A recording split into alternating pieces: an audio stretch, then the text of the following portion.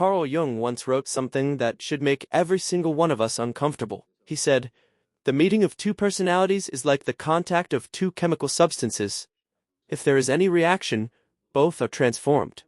Now think about that for a second. Both are transformed. Not just one. Both. That means every single person you allow into your inner circle has the chemical power to change who you are. And if the wrong substance enters the equation, you don't get transformation. You get destruction. Jung spent decades studying the architecture of the human psyche. His work, published across volumes like Psychological Types in 1921, and later expanded in The Archetypes and the Collective Unconscious, wasn't just academic theory locked away in Swiss universities. It became the foundation for how we understand personality to this day. The Myers-Briggs Type Indicator, the concept of introversion and extroversion as we use it in everyday conversation, the idea of the shadow self, all of that traces back to Jung. But there's a side of his work that most people never talk about, and it might be the most important part. Jung didn't just classify personality types to help you understand yourself. He also, very clearly, identified the types of psychological patterns in people that will drain you, manipulate you, and ultimately pull you into their own unresolved darkness.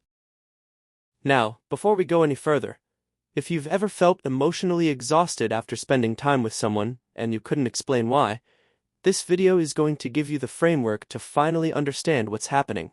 And honestly, if this kind of deep psychological content is what you're into, you're already in the right place. Drop a like so more people can find this, because most channels won't go this deep into Jung's actual work.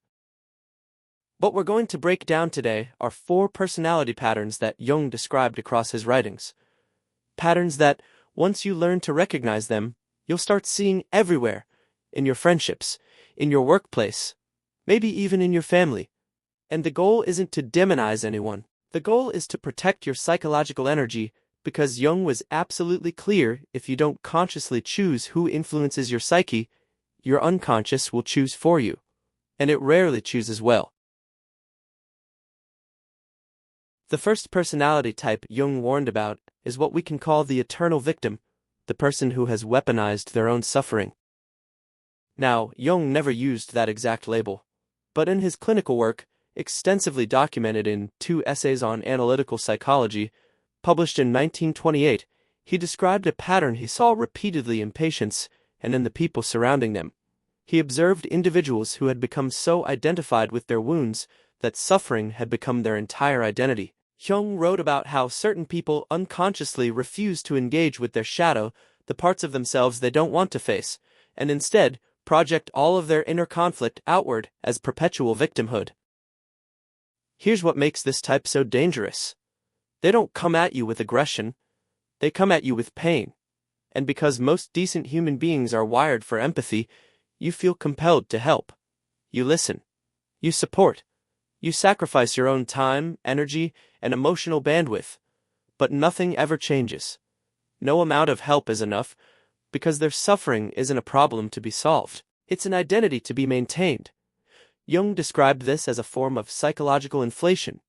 The ego inflates around the wound, and the person begins to unconsciously believe that their suffering makes them special, morally superior, or entitled to endless emotional labor from others.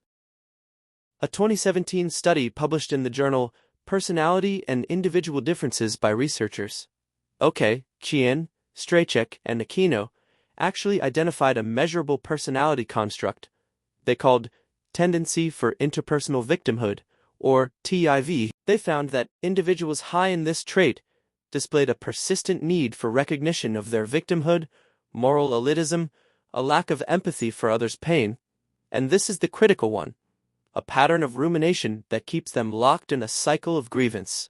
The study confirmed, with modern empirical data, exactly what Jung was describing clinically almost a century earlier.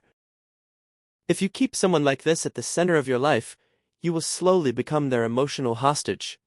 You won't even notice it happening until your own mental health starts deteriorating. Jung would say that their unintegrated shadow is leaking into your psyche. And he would be right. The second type is far more subtle. Jung would describe this person as someone living entirely through their persona. the mask they present to the world with no authentic self behind it. Let's call them the hollow performer. In The Archetypes and the Collective Unconscious, part of his collected works Volume 9, Jung was explicit about the danger of over-identification with the persona. He wrote, "The persona is a compromise between the individual and society as to what a man should appear to be." The key word there is appear. The persona is a social mask. Everyone has one. It's necessary for functioning in society. The problem arises when someone becomes their mask entirely. You know this person. They are charming in public and empty in private. They say exactly what you want to hear. Their emotional responses seem slightly performative, like they learned how humans are supposed to react by watching other people rather than actually feeling anything. They mirror you perfectly because they have no stable center of their own. Jung warned that when someone is fully identified with their persona, they lose access to their deeper self, and a person disconnected from their authentic self is, psychologically speaking, dangerous. Not because they're evil, but because they are fundamentally unpredictable. Their loyalty is performative. Their affection is strategic, and when the social winds shift and it becomes advantageous to abandon you, they will do it without hesitation and without guilt, because guilt requires an authentic inner life that they've abandoned. Research from Dr. Robert Hare, whose work on psychopathy at the University of British Columbia built on Jungian concepts of the mask, showed that one of the key markers of psychopathic personality isn't violence. It's what he called superficial charm. It's the persona without the person. Hare's psychopathy checklist revised, one of the most validated psychological instruments in forensic psychology, lists glibness and superficial charm as its very first item. Jung saw it decades before Hare quantified it. And honestly, I think this is the type most people struggle to identify, because the hollow performer feels good to be around at first. They validate you, they flatter you, they make you feel seen. But it's all surface. There is nothing underneath. And when you finally realize it, you've already invested years of emotional trust in someone who was never really there. The third type is the one Jung spent, perhaps the most energy analyzing, because he saw it as a fundamental failure of psychological development. This is the person who refuses to confront their shadow. And rather than doing the painful inner work of integration, they project their darkness onto everyone around them. We can call this the projector. Jung's concept of the shadow is one of his most important contributions to psychology. Outlined extensively in Aeon Researches into the Phenomenology of the Self, published in 1951 as part of his collected works. Volume 9, Part 2, the shadow represents everything about ourselves that we refuse to acknowledge: our jealousy, our rage, our insecurity, our capacity for cruelty. Jung argued that these qualities don't disappear when we deny them. They go underground into the unconscious and then get projected onto other people. The projector is the person who constantly accuses others of the very things they are guilty of. The controlling person who accuses you of being controlling. The dishonest person who is obsessed with calling everyone else a liar. The envious person who claims everyone is jealous of them. This isn't hypocrisy in the simple sense. It's a psychological defense mechanism, and Jung considered it one of the most destructive patterns in human relationships. Here's why this type will destroy you if you let them. When a projector targets you, they are essentially using you as a screen for their own unprocessed psychological material. You become the container for their shame, their guilt, their self-hatred, and if you're empathic, if you have a tendency to self-reflect, you'll actually start absorbing their projections. You'll start questioning yourself. Am I really selfish? Am I really the problem? This is exactly what Jung meant when he talked about psychic infection, the idea that unconscious contents can transfer from one person to another. A landmark paper by Baumeister, Dahl, and Sommer, published in the Journal of Personality in 1998, titled Freudian Defense Mechanisms and Empirical Findings in Modern Social Psychology, reviewed decades of experimental evidence and confirmed that projection is one of the most empirically supported defense mechanisms in psychology. People genuinely do attribute their own undesirable traits to others, especially when those traits threaten their self-concept. Jung wasn't guessing. He was right. If you want to know if someone is a projector, pay attention to the gap between what they accuse others of and how they actually behave. The gap will tell you everything. And if this is hitting close to home for you right now, leave a comment below. Tell me which of these types you've encountered in your own life, because I guarantee you, most people watching this have dealt with at least one of them. This is the kind of conversation that matters, and I want to hear your experience. The fourth and final type is, in many ways, the most insidious. Jung described this pattern most clearly in his essay, The Undiscovered Self, published in 1957. This is the person who has completely surrendered their individual psyche to a collective identity, the mass mind. Jung watched the rise of totalitarian movements across Europe. He watched millions of seemingly rational, educated, thoughtful human beings dissolve their individual identities into collective ideologies. And it horrified him.